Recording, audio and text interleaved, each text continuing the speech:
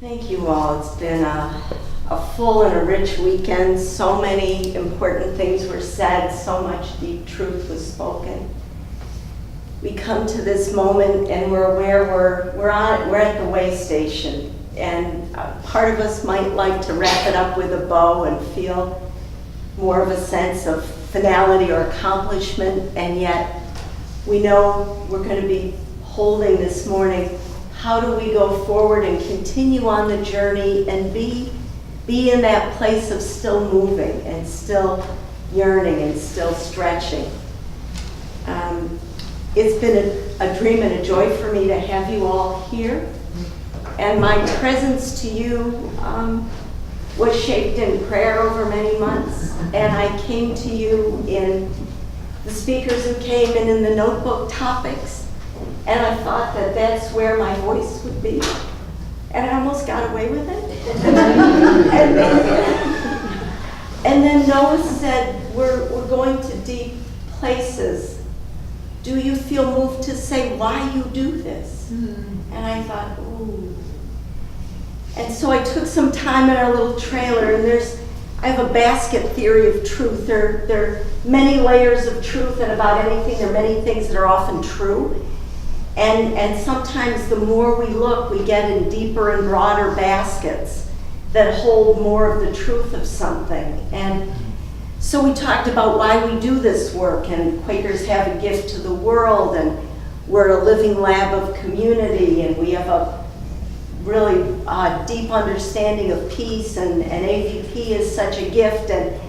And so the baskets got deeper and bigger. But the basket at the bottom of all the baskets was love, really. Love and praise for God. And I thought of Concord friends who always start worship with singing, and give yourself to love. If love is what you're after, maybe the final reasons are really that simple and that foundational. And so that is what draws me into the work. And I feel for me, I've been heard and held and healed by the light. And so I almost can't help but want other people to have that.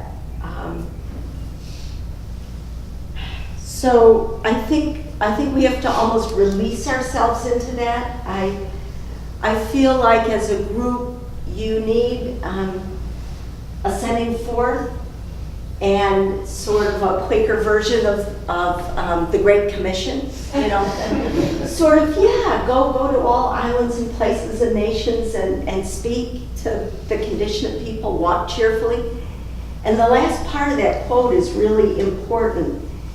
And that thereby you will be a blessing, the witness of God, and you will be a blessing to them.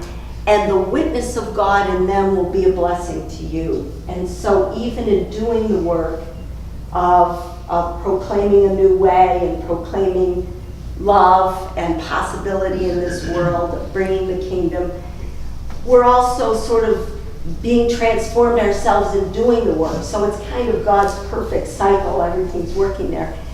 So I guess my hope is that we'll release ourselves into that love. Right now, I think we go down the outreach road and the Quaker Life Road often with one foot on the gas and one foot on the brake. And we lurch like this because it wells up in us and we feel moved to action or moved to speak, and then we draw back for some reason or any reason or something. Maybe we don't even know why. And I guess I'd like to just say, sort of open your wings and fly. You have what you need. You're in full possession of your truth and your faith. Go forth and let the world hear the song of your soul. And they will know what it means. And they will sense the power. So there it is. So Kristina Keefe Perry is one of those people in whom I sense that power. We've yesterday did these theoretical exercises that hopefully invited us into considering some of how we might approach our own contexts. And we've asked Kristina to do one more piece of content before we together turn the circle outward and take some time for each of us to do that work before we allow the worship to send us out. And our hope is that through hearing Kristina's words about how she is living this work that we've been exploring in her own context, the ways that she's seeing it, the lenses that she's bringing to it, the tools that she's finding, and most importantly, what she's seeing with the eyes she's being given in her particular work and context, that might be a gift to us, and that we might see some of ourselves in our own context in what Kristina offers to us. So with all that we've heard and all that we've seen, I invite you to hold lightly what you'll hear, and also to really open the ears of your heart, as the Benedictines say, to how this particular friend's faithfulness in her context might resonate for us before each of us ask a few of those questions as we turn out together. So, Kristina. While we set up, will you join me in the first verse in the chorus? Kind friends all gather round. There's something I should say. Warmed up. What brings us together has blessed us all today. Love has made a circle and it holds us all inside. Strangers are like family and loneliness can't hide. So give yourself to love, if love is what you're after. Open up your hearts to the tears and laughter and give yourself to love. Give yourself to love. Do we know the second verse?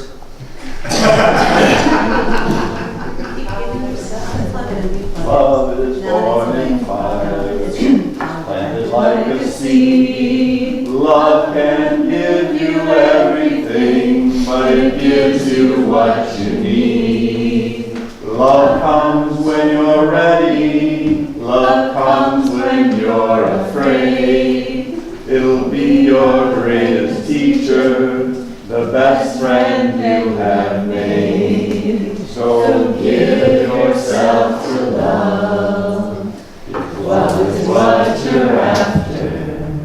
Open up your hearts to the tears and laughter and give yourself to love. Give yourself to love.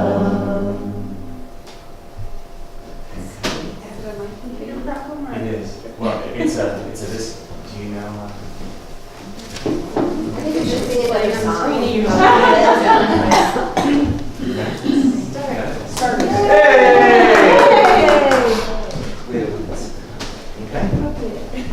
This is what you need community for. Because we were chosen. Yes, very practical spiritual support. So, good morning, friends. Good morning. I think I need to be on this side of it to make it work. Thank you, Noah, for framing it that way, because really what I hope to bring this morning comes from my experience. There's a few new content pieces. There's some content pieces you've heard before. You've heard them from other people here.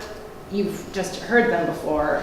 I'm going to throw them out, but what I'm going to do is tie them to experiences that I've had in the world, so we might see how it works when the sort of rubber of this theory hits the road of life.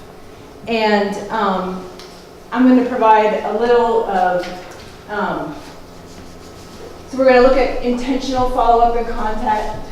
We're going to talk about Sunday mornings and a model called Meetup, and then the biggest chunk of new content is about the use of community service learning in Quaker meetings and churches.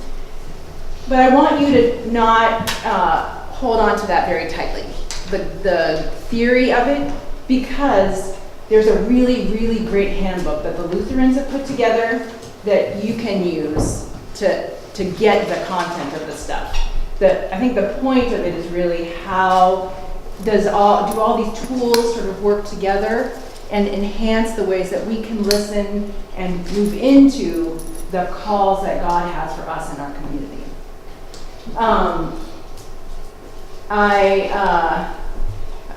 Many of you have probably met our 5-year-old Nahar, and she comes home with all kinds of things after school. Like the other day I said something had gone wrong, and she's like, "Oh, strike 1, strike 2, you're out."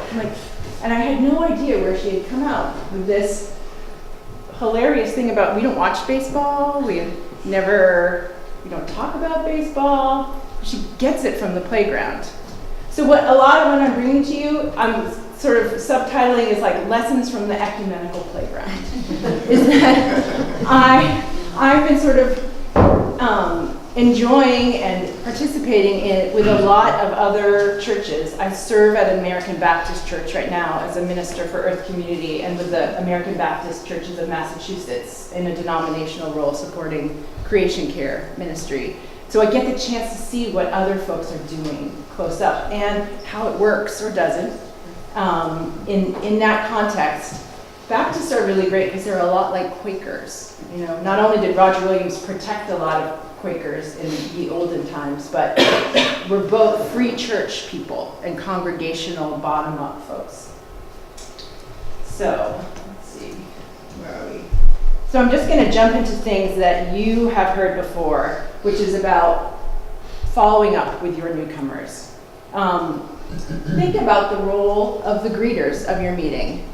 What if we charged greeters not only with welcoming people as they arrived, but making a mental note of who was new that walked in the door, and at the rise of meeting, making a beeline for that person or those people, and making sure that they really felt like they were supported at the beginning and at the end of their time at meeting.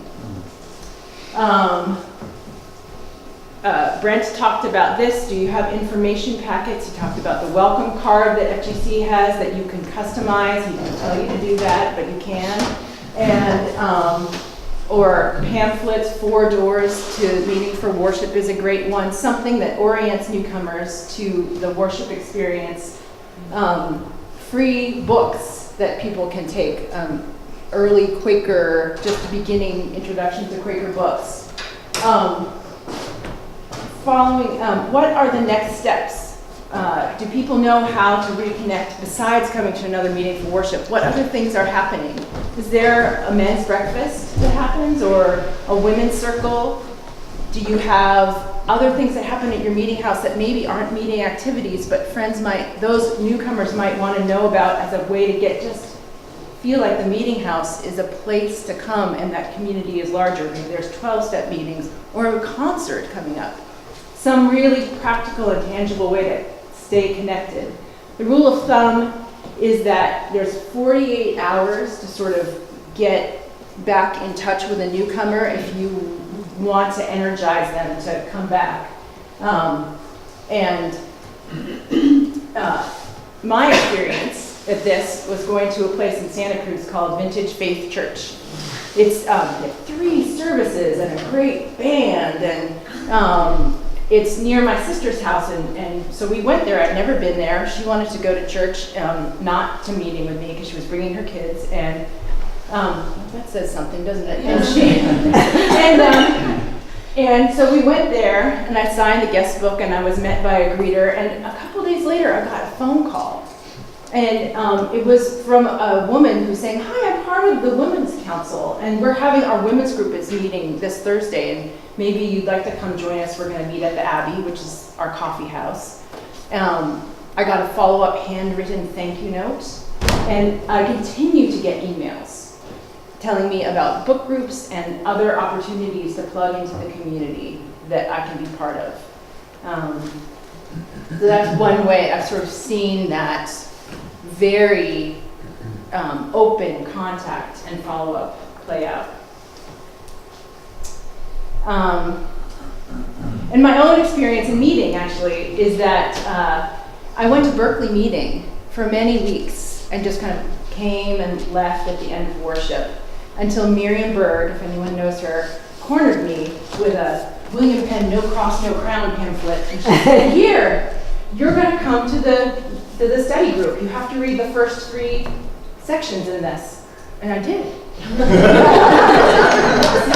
And I came, and that was the beginning of it all. So there are... Is that a recommended technique? It's quite an introduction. And it was like a photocopy of a photocopy of a photocopy of a pamphlet. So check the legibility of what you're handing out. So when you think of Sunday morning, what are people in your community context doing? Sleeping? Reading the paper. Reading the paper. Soccer games. Yes. Morning chores.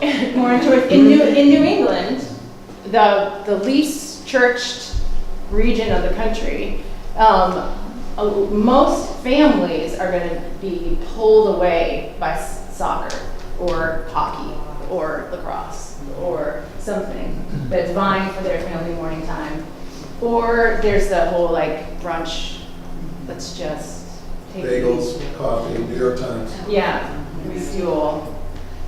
And a big piece of that is that it used to be that Sunday mornings were like, it was sacred time. There was not soccer practice scheduled or soccer games scheduled on Sunday morning because we had a really strong social commitment to going to church. And the media messages and the cultural ethos was that Sunday morning was church time, and that's not true anymore. And it's experienced across denominations. And so part of that brings up the question of, is Sunday morning the right time for meeting for worship? Could you experiment with evening dinner worship groups or after some other time that appeals especially to families? Like Rochester, we had a parent dinner and then short worship and worship sharing around our parenting. And there was childcare provided by the meeting. So that was great. And there was pizza and food that was provided, and that was great. I think of Emily's story about not carrying a lasagna on the subway. We can provide some food for people and bring them in on a time that that they need to be eating anyway. Was that a Saturday? This was a Friday evening. Friday. The other piece about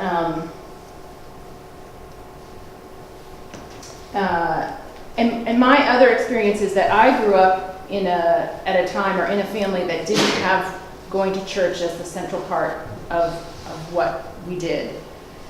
And I started church shopping, my whole experience of spiritual seeking, not because I was looking for a community or family, but because I was looking for an authentic experience of God and a community of people to live that and walk that with.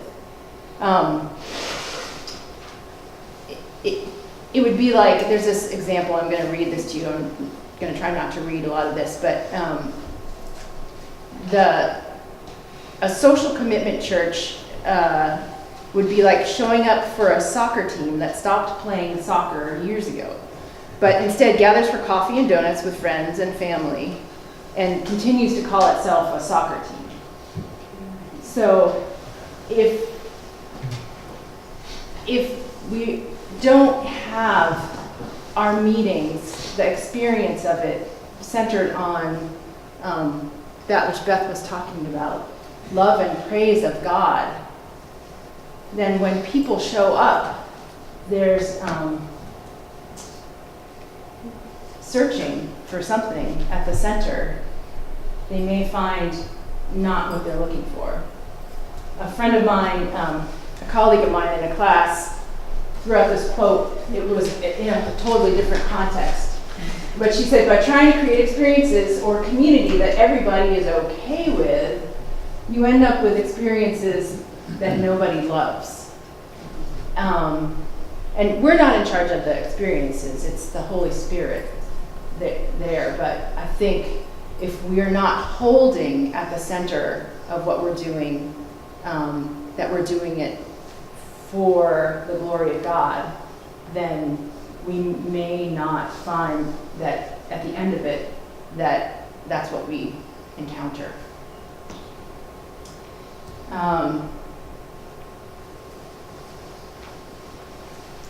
Another model that I have experienced, which is very interesting, is who knows what Meetup is? Oh, good. I sort of thought Meetup had disappeared, like Facebook had supplanted Meetup, but the church that I serve in Natick uses Meetup a lot. We are on Meetup. We're called Community Builders. Is like community building is our.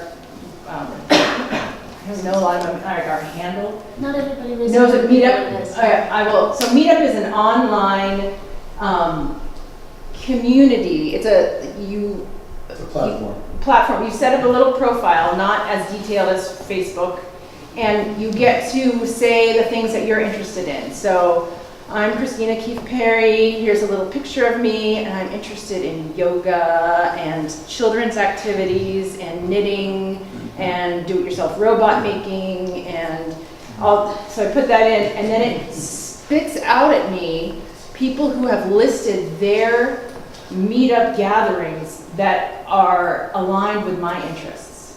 So I get something back that says, Kristina, there are folks in Somerville who are meeting to practice yoga with kids. I'm like, oh, great, that's two of my interests right there. And it's meeting at this time, and here's the organizer. Will you join them? So we list everything that happens at Common Street on Meetup. Sunday morning circles, or the name for our Sunday morning service. There's a Wednesday Lectio Divina group that meets. That's listed on Meetup. There's a Monday meditation. That's listed on Meetup. We have small groups that we get together to do environmental, to talk about our environmental witness. That's listed on Meetup. And what happens is we get people who come to things who aren't affiliated with church and haven't thought of themselves as like going to a church for church things. They're going because they want to join a group of people who are meditating, or a small group talking about in deep ecology and environmentalism and spirituality. And then some of them stick around because it's an alternative entree for them. They aren't thinking about looking for church, but they find a group of people who are holding a space that is rich for them, and so they keep coming.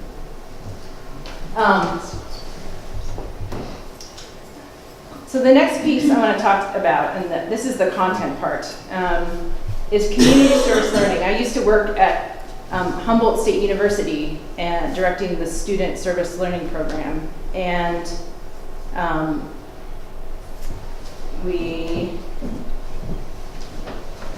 got so excited about extemporaneously talking to you, I lost my place.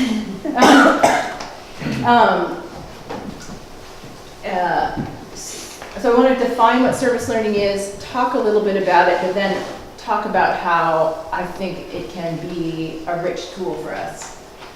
So lots of people know what community service is, just taking a trip to the food bank or to do a coastal cleanup project. There's a continuum of service and learning here, from volunteerism, which is just, I'm going to volunteer to help set up chairs at this event. I don't have a lot at stake. I'm not really, nothing's kind of coming back to me. I've done my thing. Community service is, and it's just for the recipient. Community service is a little bit more engagement on the part of the provider of the service. The recipient and provider might interact a little bit. On the other end of it are internships. Social workers, professional folks have internships where they are spending intense time being supervised, and it's really the focus is on their learning outcomes. How am I going to be a great social worker? I'm going to be intensely supervised. In the middle is this thing called service learning, which is sort of balanced on this continuum between benefits for the recipient and growth, I will say, for the provider of the service, and in the middle between service and learning.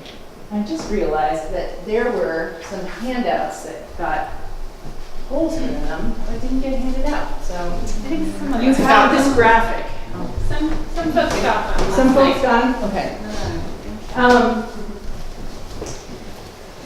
And community service learning it's really, the foundation of it is on meaningful engagement with community partners doing something that is not like made up for the benefit of doing something in community, but actually is needed.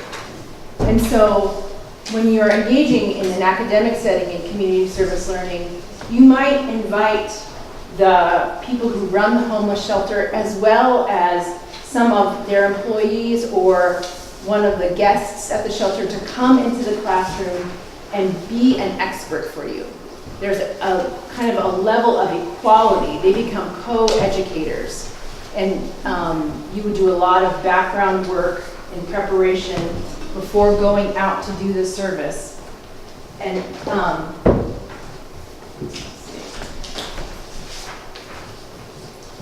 the outcomes of service learning are that it builds community. It draws people into community, and working in partnership that is more equal with folks, you build relationships across difference. You can have conversations across difference that you may not, because you're encountering people in settings that you're working shoulder to shoulder.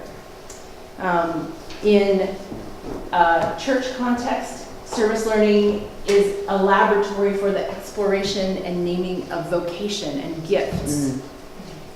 We talk about this, I know, experimentally.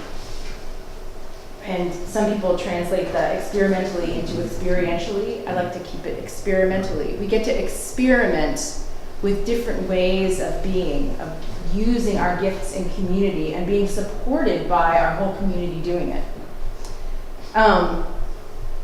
And community service learning, because of the emphasis that it has on preparation before you do service and reflection after the service itself, leads to asking deeper questions about structures and systems of inequality that we might not ask if we're just going to, we're taking a bunch of teens and adult groups to serve at the soup kitchen, but we're not doing the deeper preparation about the conditions that lead to poverty and the structures that, the systems that are set up that necessitate that some people have to be poor in this kind of capitalist system.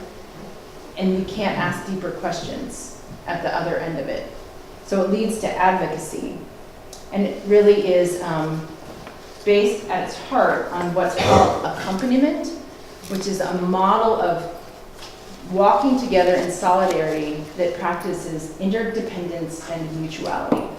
It values the knowledge and experience of the people that we're walking with, rather than some sort of paternalistic, like the traditional model of mission: rent a van, buy tools, get medical release forms, go to New Orleans, fix houses, come home, have a slideshow, and eat gumbo.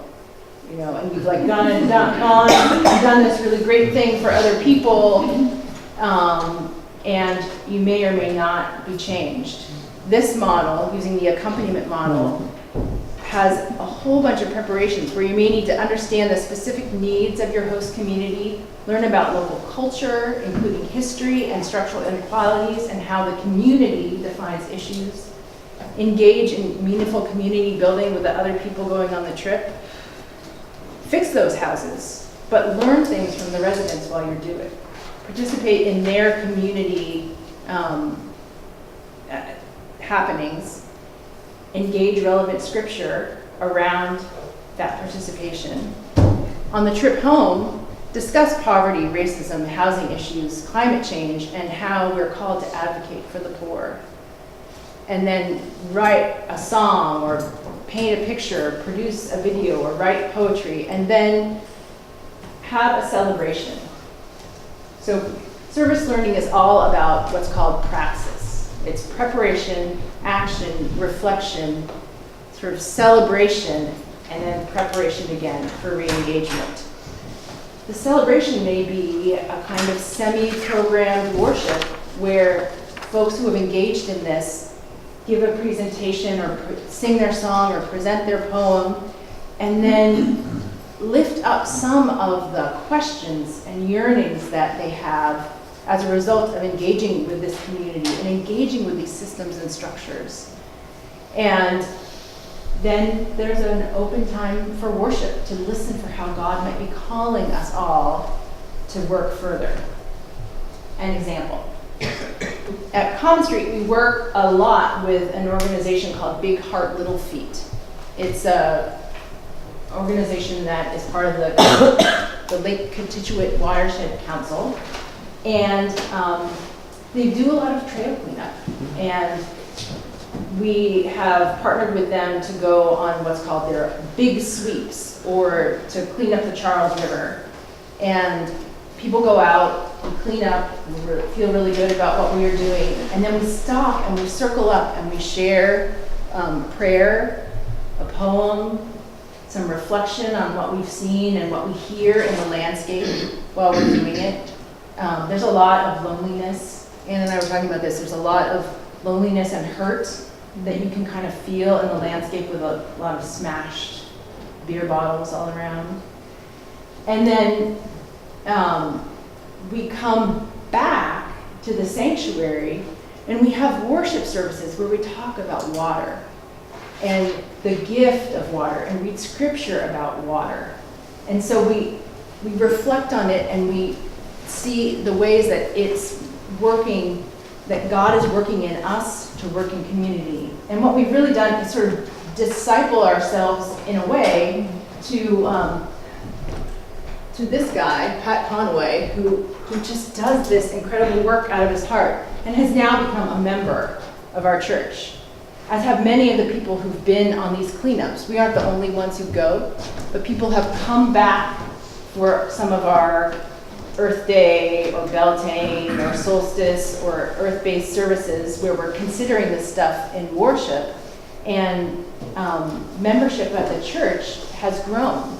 We have a couple of folks who are Jewish who wouldn't have considered themselves as joining a church that is a Christian church, but they're really engaged in the model of going out into the world and bringing it back to consider. And I think that we are doing this in our Quaker meetings. So I want to shift from my experience in this Baptist context to Fresh Pond meeting. Nina Fisher has been running a camp called I Can Shine Bike Camp. So friends in Mount Toby meeting, is there any Mount Toby folks still or here? Well, no, Nina, because she's moved out here.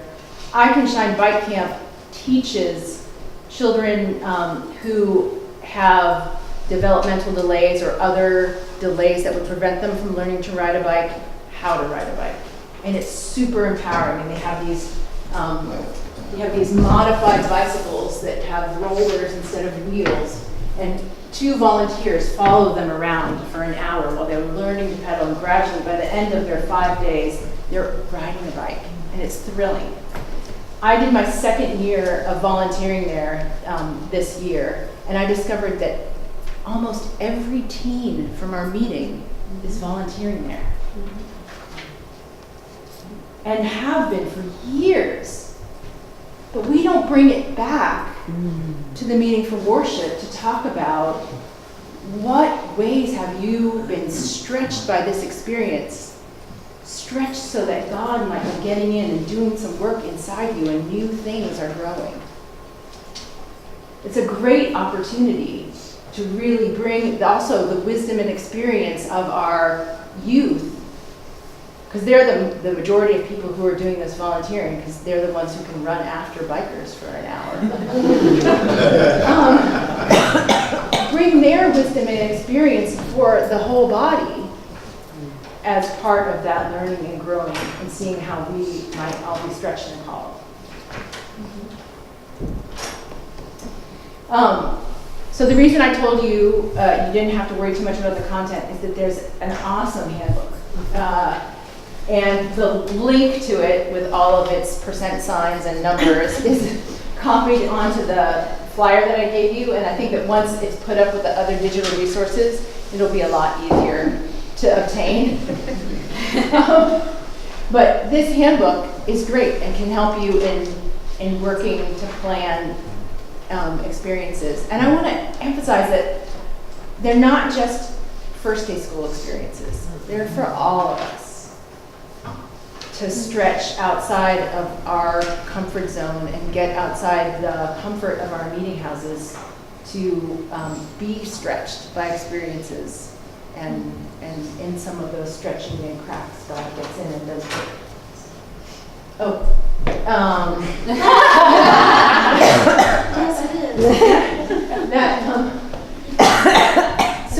So that's the bulk of my experience, and I'm very glad that Wes went before me, because when I gave this presentation last time, I quoted him and didn't have the richness of context that he provided.